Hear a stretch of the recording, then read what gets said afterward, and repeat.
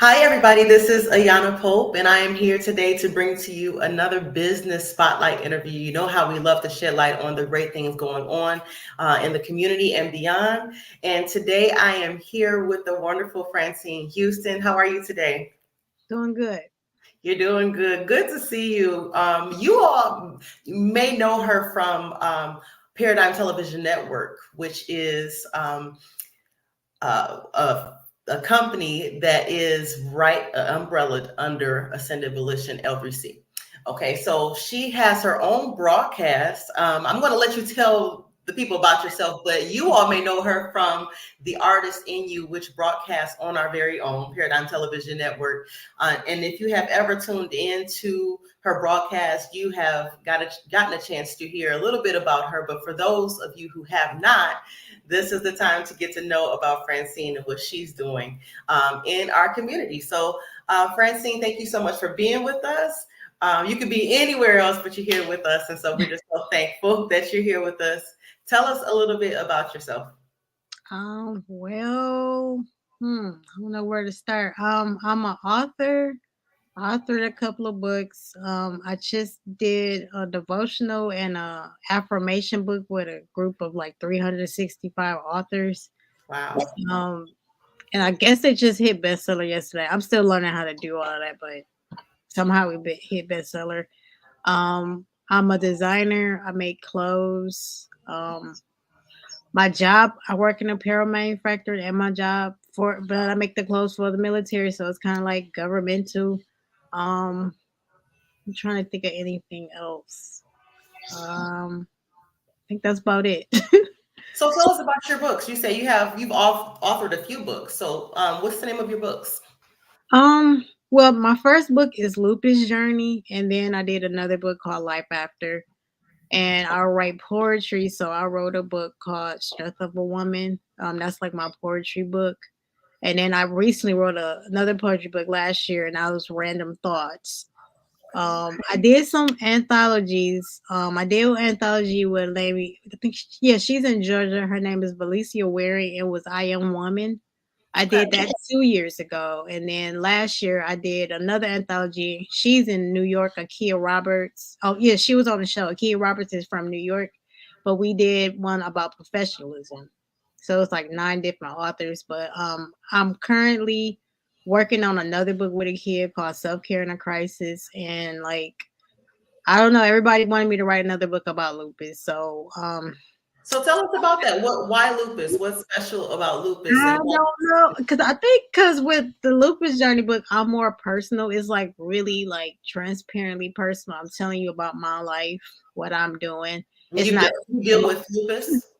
Yeah, I'm telling you like my life, but it's around the illness that I'm dealing with and like what's going on despite of me dealing with that. Like my first book, you journey from me being like before I was born, I'm like telling a story about my parents and me being born and like me before I got sick and then I became a Christian Mhm. and then got diagnosed at 18, but how I kept on going and I ended up still going through still getting going to college, trying to live a normal life. And people always say what's normal. What's not normal is people having to be in the hospital all the time and not be able to go outside and like have a regular job and enjoy their life. That's why I say a normal life. Yeah. So I'm trying to have that. Like I don't go to the hospital as much as I used to, Yeah. like in the beginning. And then the second book, I'm still like I feel like I'm still telling you about my life, but it's around a lot more of fashion stuff. Because before then I was in college learning stuff. I'm having like internships and different jobs. But then it's like I work regular jobs, but God kind of have me doing my businesses or learn about my businesses, but I'm still doing that in spite of the fact I'm still dealing with lupus on top of all of that. So it's like when they read the second book, everybody like, you still do fashion shows, you still do this, you still do that. Like, because I'm telling you, I'm kind of like telling you part of my life that's going Yeah. on around me besides that. So You made a statement alluding to, trying to live a normal life, and I get what you meant, but I just want to let you know that you're living beyond a normal life. you're living a full life, and sometimes that's just hard for the everyday person, the typical person, Mhm. regardless to what. It's hard to sometimes just live a full life, and Right. you've managed to do that despite, lupus, despite whatever. You are still the host of your own TV show. You are still an author to several books. You Mhm. are in fashion. You, as I see here that you've given to me, you have a bachelor's degree in communication design and an associate's Mhm. degree in fashion design. So Yeah.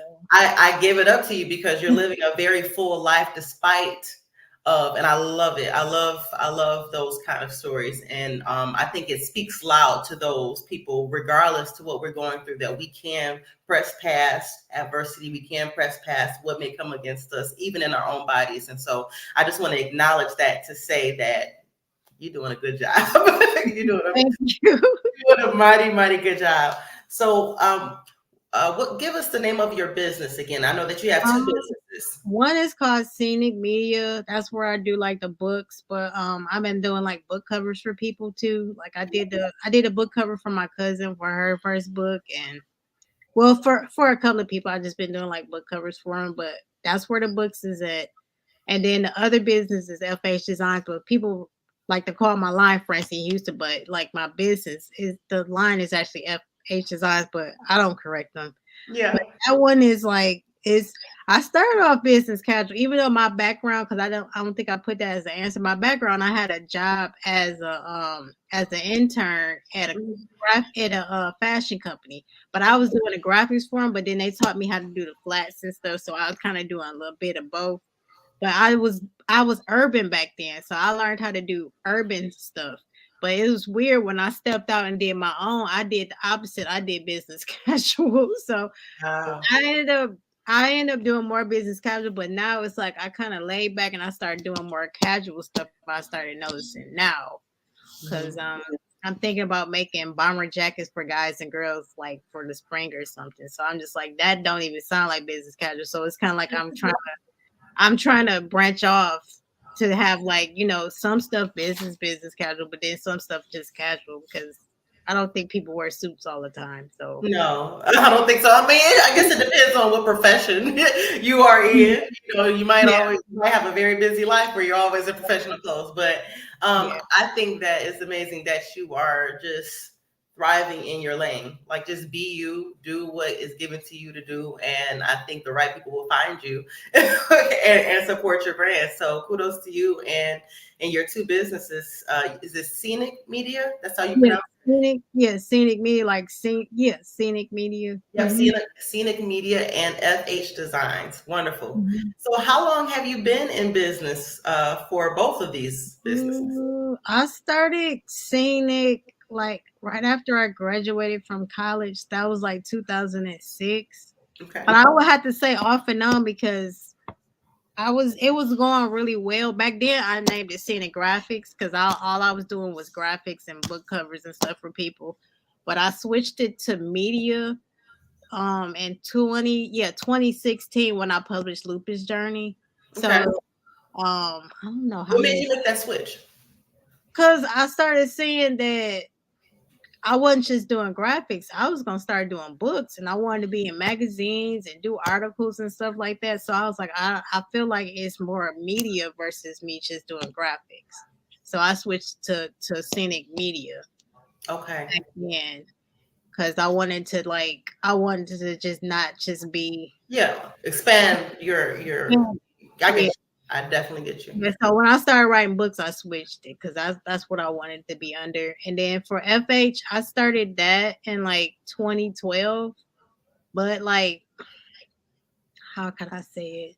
By 2015, I had to take a small break for like a couple of months because I got sick. So then I tried to pick it back up. Hmm. But like for right now, I mean, since last year, I don't even understand how I did it. I was like on 90 Look, milligrams. look. I'm gonna tell you. That's how you I did was it. on steroids because at first I shut everything down. When I got sick at 35, I shut everything down. I was like, back then, I was on 100 milligrams in the hospital. Then they started dropping me once I left. But when I was on, I don't know how I did last year because I was on 90 milligrams of steroids, and I did my first fashion show last year in April. Instead of I did one in January this year, but last year was April. And this model came out of nowhere. I had a plus size model. I try to pick one all the time, and she was like, "I want a model. I want to be one of your models." And I made her a dress, and she liked it so much she bought it from me, and like she became like a customer, and I was just shocked. I'm like, because back in the day, I used to do a lot of stuff in Detroit, and I used to have like a model. She used to just like all my stuff, and she like, well, I work in the bank, and it was more business casual back then. She would buy my stuff, and I was like, I can't believe this, but I couldn't believe that I was on 90 milligrams of steroids, and I was making clothes, and people was buying them and everything, and I just didn't stop. I kept on going. I published the book, and I was like, how in the heck I'm doing this? Like I couldn't believe it. Like, and then after the fashion show, I ended up my legs ended up being swole. I took one day off. Wow. And I mean, one day off, I went back to work. I took it easy, but I kept on doing fashion shows throughout the whole year last year. I mean, I'm totally off the steroids now, but I'm looking back like I don't know how I did that. I just don't know. Wow. I think that's amazing. And I know that, sidebar, I know that you're a believer, and I know that has a lot to do with that extra push that you have been able to write these books, and you've been able to create these items for people to buy. And we know that it's not in our own strength that we could do anything. Yeah, that's God. Cause my cousin was like, "You might need to just say no. Like, are you okay?" Like, she became my assistant in the back, and like this time she helped out in the front and did videos for me and stuff. But she was like, if you don't feel good, just don't do the show, Francine. Just don't do the show. And I was like, I'm okay. I said, I ain't gonna miss no show. And then to come to find out, I had two shows in April, but the lady over the show got sick, and she was in the hospital until like July. So that made me like kind of slow down and take better care of myself. But I was still at home making outfits. Like, I had to go somewhere for my job to California, and I made me an outfit just to go. I was like, I made me an outfit. I'm wearing this when I go here. I made another outfit just for the fashion show that I was in July. Like, okay, I'm wearing this. So she was looking at me like, okay, if you really sick, just don't go. And I was like, I'm doing good. Now I look back like I don't know how I did that. I Do just you think, would you say that it was your passion that kept you going? Like, you might have felt weak or tired in your body, but would you say that it was maybe just the passion for what you do that kept you alive and going? it might have been. Yeah, I believe so. Of I course believe not, so. but your passion for it. Yeah, yeah. That's So amazing. I'd be up writing, I'd be up doing stuff. And I was like, I don't I mean, yeah, it gotta be God. That's amazing. That's amazing. So refreshing to hear how, even in a tough time, you were able to find the strength to persevere, to push forward. And sometimes we can't explain that other than to say it was God. And so I'm grateful that you pressed through, because now we have all these books. Now we have all these outfits, and you do fashion shows, right? Yeah. Yeah, for people to model and even purchase. And so Mhm. good came from it. Good came from that perseverance that you had. So what prompted you to start these businesses? Was it just a natural gift of yours? Did you always desire to have this kind of company? Did you ever foresee this? Well, for the graphic slash media, it was like God was kind of telling me he wanted me to start a business like right after I got my degree, and I was still working somewhere or whatever. I mean, he didn't tell me like, okay, I want you to work. I just want you to do this job. But after a while, he was like, you need to just do your business. And I was like, I gotta do what? Because it's weird. It was the opposite. I told God I just rather work for somebody. I don't want no business. And he just basically told me, oh, okay, that's what you want to do, but this is what I want you to do. And I was Oh like, wait. yeah. So What I do you say to that? had Yeah. Well, thank you for your obedience.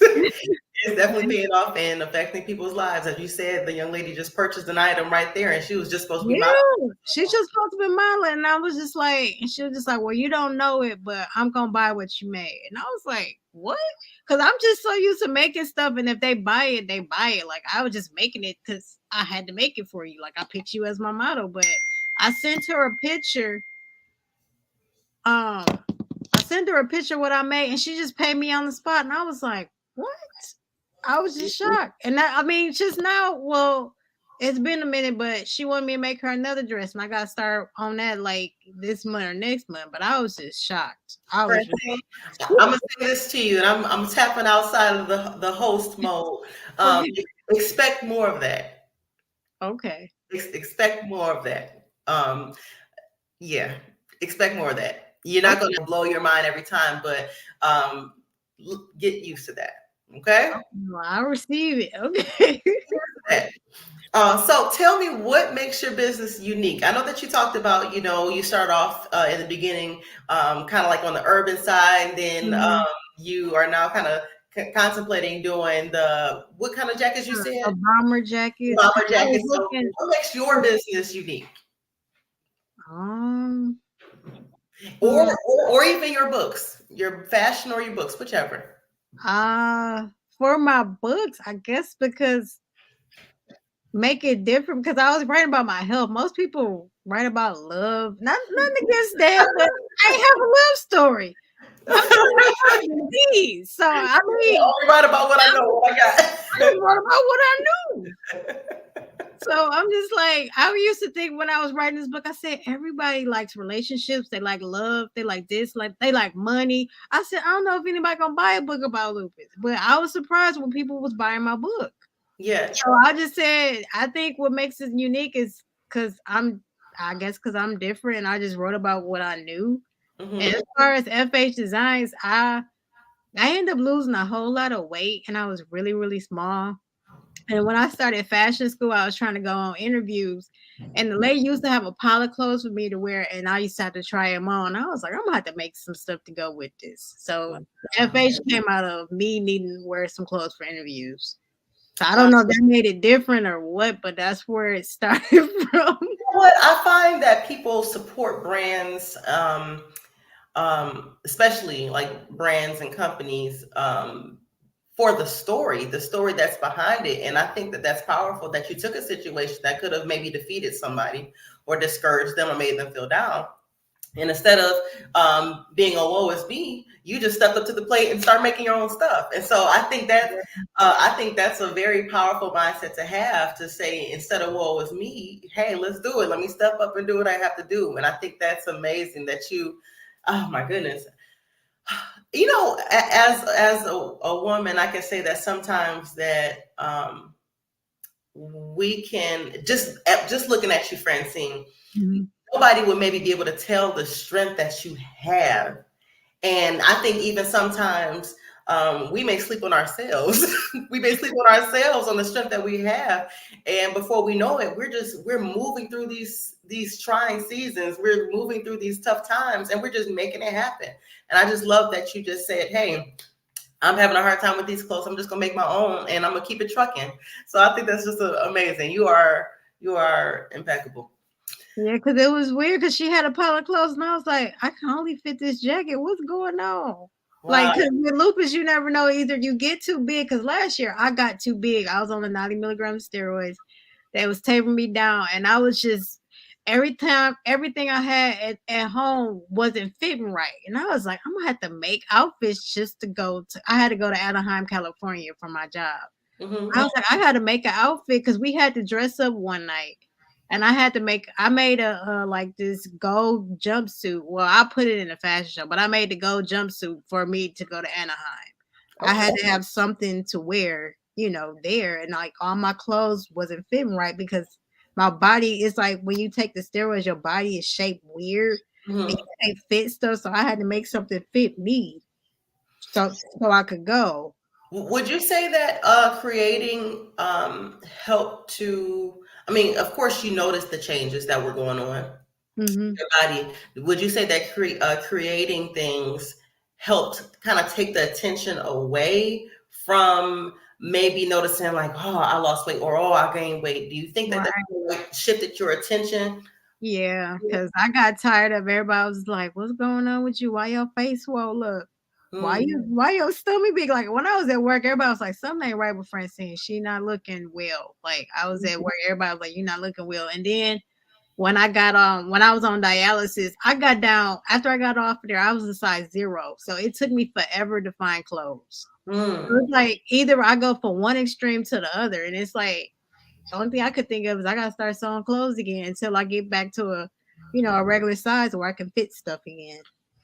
I'm going to ask you this question because you are both an author and a business owner of two businesses. So I kind of Mhm, sway between the kinds of questions that I'm asking because people need to know the insight of what you go through when you have mhm, when you deal with the condition that you have. So mhm. how do you deal with people when they say make certain comments or they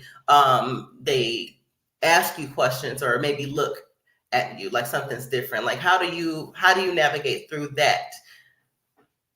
Um, when it was happening most of the last year, everybody was asking me, I was like, I'm on medication. They thought I was having a baby. I was like, no, my sister is pregnant, not me. I am not pregnant. I said, I said, I am on meds. I am sick right now. Cause Yeah. there was this Asian lady in my job. She like, you have a baby? I said, no, no, no. I'm sick. I'm sick. I'm just I'm gonna be off of medicine because the thing is, it didn't look like I was pregnant. My stomach wasn't like extremely big. It was just my face was swelling up a little bit. Mhm, mhm. So I was just like, no, no, I'm just not feeling well. I want to ask you this before I move forward. What would you tell someone like now, if you were to speak to the audience that's watching or listening? What would you tell them? What would you suggest to them as far as maybe certain questions or remarks that they might ask? Like if somebody just says, "Are you pregnant?" That could be offensive. Yeah. That could be offensive. So is there a way that you would suggest or would like to extend, hey, this is what you should do or not do when you see a person that you don't know a person's circumstances, Right, right. and Just so don't I wouldn't say don't assume that they pregnant. Like, you know, that's anybody too. That's ask any. is ask is everything okay? Because I remember they went up to this one lady and she was just fat and she ain't had no baby. And they was like, is she pregnant? I was like, this is not funny. This is not funny at all. And then there be some people that's actually pregnant, you just can't see it. Like it was a lady at my job, she wore big coats and she was actually pregnant. Her face wasn't small, her face was like normal and everything. She just had a big stomach, but she wore a coat, you couldn't tell. But I just think it's kind of offensive just to assume Yeah, it's like no. yeah. And I ask you that because oftentimes, unfortunately, people don't really think before they say things or they speak to people, and so we never want to just offend. So there's a way to ask questions without going too far to the left or to the right. So I want to ask you, moving forward, what has been your greatest challenge in your entrepreneurship journey and your Mm, greatest reward? So your greatest challenge and your greatest reward. I was gonna say money, but now it's like I have to go past that with creativity. Like I have to figure that out. But sometimes my greatest challenge sometimes be my health sometimes with me dealing with the even though I'm an entrepreneur, just trying to go around that. But Mhm. as the business itself, um I think one time my computer was acting up real bad. No, when I first about to do Lupus Journey, my computer broke on me. And this wasn't even the computer I'm using. I was on a PowerBook and the PowerBook went out and my book was actually inside my computer and I had to ask my one friend, her name is Becky. She had to literally, like, my computer was like dead. I don't know how she did. She retrieved my hard drive and got my book out of there. So that was like the really, I couldn't say that was a challenge for me because I didn't think I was going to publish the book if I couldn't find it. It wasn't on a flash drive or anything. She got it all out of there and was able to put it for a flash drive, and after that, that's when I published the book. Wow. So, note to self and note to everybody in the audience, if you're writing anything, be it if it's a book or a paper or anything, save and save often. Yes. Yeah. just in case something happens. So save and save often. And I think one challenge was, I think it was a long time ago because I used to have my one sister help me. She is a hairstylist and she used to do the makeup. I was starting to get, that's when I found out I was starting to get symptoms of a kidney failure or whatever. And I had a show that day and my face was looking weird and I couldn't fit none of my clothes. So Mm. she had to give me a pair of her jeans and I was like, something's not right, and I put makeup on and I did the show. But my biggest challenge was, should I stay home or not? Because after I did the show, eventually I had to go to the hospital to see how I was doing our urgent care. So sometimes it'd be like, So if you pressed through even that moment? yeah, yeah, because they were just like, if she don't show up, they gonna make Tina do my set. And my sister said she not gonna do that because she was just there to do the hair and makeup. She was like, I'm not taking your spot. Like, you are the designer. I'm the I'm the hairstylist and I do the makeup back here. I'm not gonna do this. And I prayed. I think I went to church 2 times that day and I got prayer. My face went back down. I looked at normal. I did the show. I looked at normal to myself, but one of my older sisters that live in like Portland, Oregon, she was like, Francine, you looked sick in that picture. She was the only person that knew that I was sick on that picture, besides my other sister that was doing the hairstyling. And I was like, I was. I was like, how in the heck you knew? I was trying to cover it up. She was like, I can tell. If you sick, you better go to the doctor and see about that. And I was like, Yeah, yeah. I could fool some people, but some people I can't fool. So I took the time and took care of myself after I'm that. so glad. I'm so glad you did. Yes. Care of you. And that's just something, for everybody, but especially women. Like Mhm. we have a thing where we do push through because everything needs to get done. So something needs to get done, and so we only trust ourselves to do it, and and all that. But Right, I'm so glad that you went to go see about yourself and take care of you because there's only one you. right, right. Good, good, very good. And what's your greatest reward? I know you said money. That Well, one of my greatest awards was I wanted to be in this magazine in New York. Like they reached out to me and I was like, I should just do it. And I don't know if I had to pay to be a part of it. Like some magazines you gotta pay to be a part of. So I yeah. paid the fee and whatever and I basically wrote an article about my life after dealing with lupus and having a flare up, and how I ended up working for the government making military jackets. Like I just started working there like in 2015. They was just like, somehow you got a award. And I was like, what? I ended up getting this Women of Excellence award, and I ended up getting 2 free tickets somewhere. And I don't know why I never used the tickets. I wish I would have retrieved them.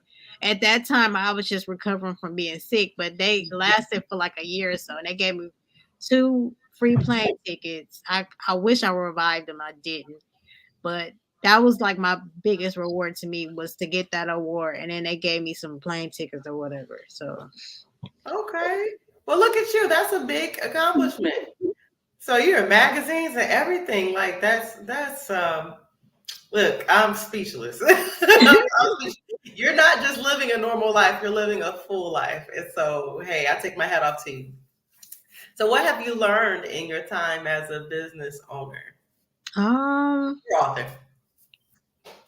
I think I wrote that you were the business, and like if you want the business to grow, you have to grow. So I was trying to focus on growing myself and learning more about business.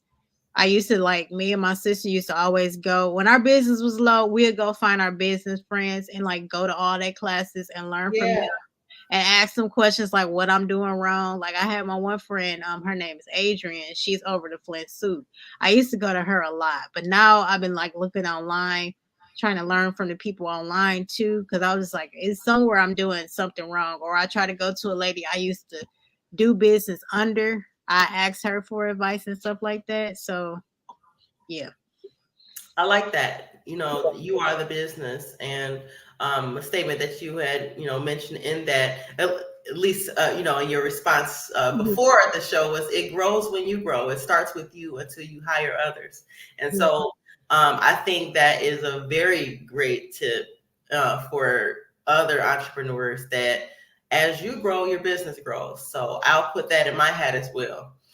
Who would you say that your business or services are for? Um, well, for the books, I say it's for people who deal with lupus or know somebody who deal with lupus. Yeah. People who struggle with self care. Like, I wrote a book about trying to be the superwoman, and I used to have that bad. I'm still trying to take my cape off.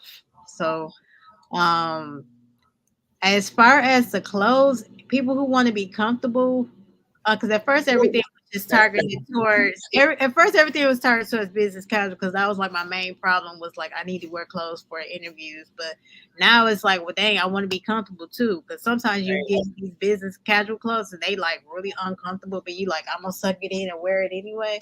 So I Hmm. started just like, okay, well, I'm gonna make business casual clothes comfortable. But then I started, I don't just have that now. I got casual clothes. So people who want to be comfortable either in business casual clothes or just casual clothes. Awesome. Well, I'm all for that. You said comfortable. I'm all in. Like if I can't be comfortable, I don't want to do it. I don't want to do it. I don't want to go. I don't want. So that sounds like your fashion line is for me. Okay, okay. um, Next question I have for you: do you have any upcoming events, or were there any events that recently passed? Um, Um, yeah, we just I just did a fashion show January the 21st. okay, Yeah, okay. it was in Florida. How'd it go? It went really well. It went really well. I enjoyed myself. Yeah. Very Like good. mine's, Very I good. wish I could have made like all the clothes because I had a lot of fabric. I wanted to make all the clothes I had, but then I realized a lot of the fabric I had wasn't for the winter time. So I gotta like split it up, like half Mhm. winter, half summer. Yeah, yeah. Well, spring is coming. We only got what is January now, March 20th. Mhm. I'm counting the days. Yeah. I'm counting the days. So, so do you have anything coming up where someone can maybe come out to support you and see your work? I know I'm gonna see that particular brand. They had a show in May, so I'm gonna see if she gonna have a spring show in April or May. Um, as far as uh, as far as my books, well, I'm waiting for vendors, but right now everybody like, no, it's too cold, so I have Okay. to wait for those. Okay. Um, but as far as the fashion show, I know it's a spring one coming up. So I got to Okay. see about when they're going to do that. And I usually do, it's another company I usually work with called Beauty and Me, but he Mhm. usually do stuff in the summer and in the winter time. So I think I got a little time to start working on spring stuff. All right. Go ahead. Go ahead. You just keeping it moving. Keeping it moving. Yes, yes. So, how can new customers reach out to you? Phone number, email, if you have any social media handles. My Facebook is just Francine Houston. My Instagram is francine.l.houston. Okay. You can email me at francehouston@gmail.com. My websites are www.francehouston.com. That's my books. I still got to post the rest of my books up there. And as far as the clothes, it's just www.f slash just a slash h designs.com.